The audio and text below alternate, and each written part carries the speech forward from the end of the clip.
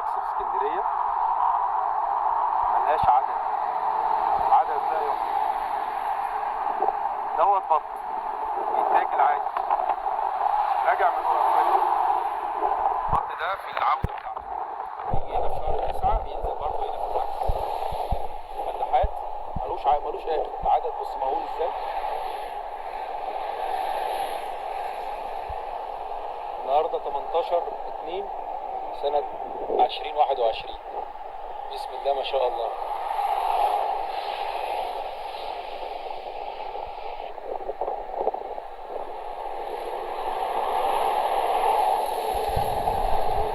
أسراب من البط المهاجر في العودة بتاعته. هو كان في أفريقيا وبعدين مجموعة تانية.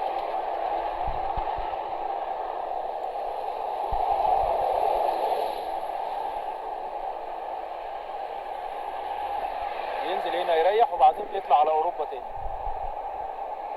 ده موسم الهجرة بتاعه. هو راح عمل التكاثر بتاعه في أفريقيا وبعدين رجع هنا تاني يريح على السواحل في بحيرة المكس ملاحات المكس وبعدين يطلع تاني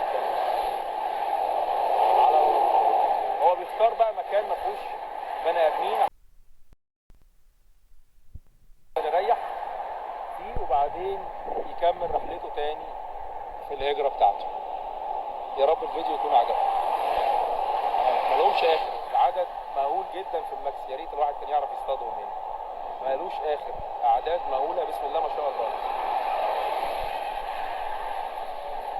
طبعا البحيرة بتاعت الملاحات بتاعت المكس بعد ما اتنضفت بقت المية فيها واسعة جدا. البط ده بيشوفها وهو نازل من السماء فوق.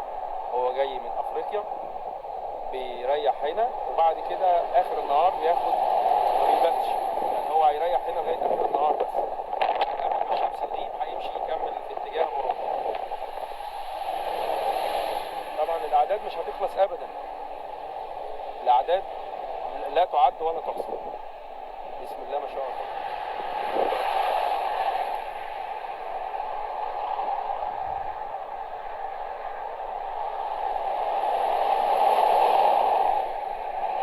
تاني اهو تاني جاي تاني.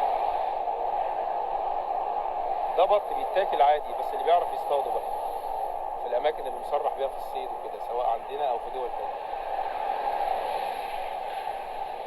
السما مليانه كانها عصافير.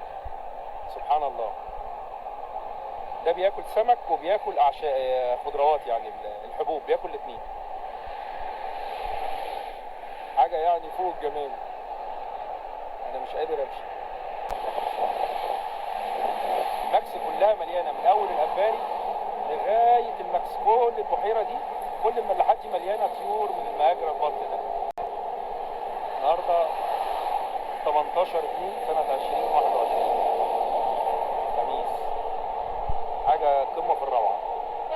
كفايه شكلهم بس الواحد يقف يتفرج عليهم بس كده. يركن العربيه وينزل يتفرج عليهم.